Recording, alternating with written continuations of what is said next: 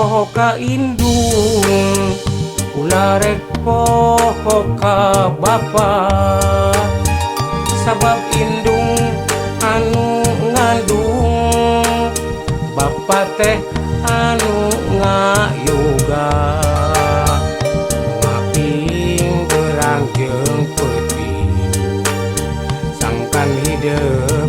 salawasna eling jadi jalma kudu pinter sing jadi jalma nu jujur ulah rek ujug takabur hirup sing atur jeung batur kasaha urangnya lindung muka Gusti nu Maha Agung hirup di dunya kurangan ukur ngumbara boga rasa jeung rumasa segala oke teu boga hirup di dunya kurang teu kumawasa teu daya jeung upaya angin kersa nu kawasa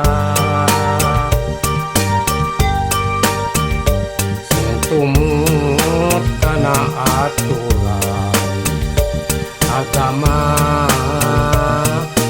katut negara sing luyuh jeung balarea sangkan hidup inang di bagja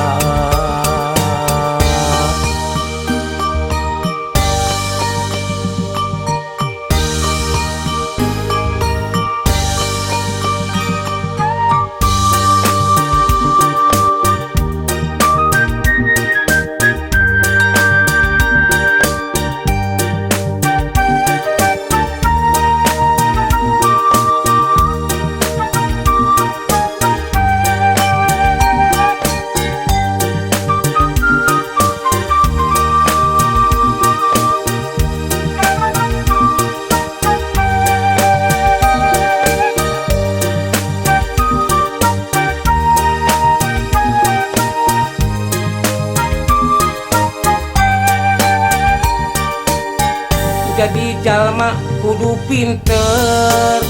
sing jadi jalma nu jujur ulah rek ujug takabur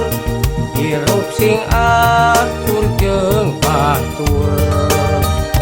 kasaha urangnya lindung muka Gusti nu Maha Agung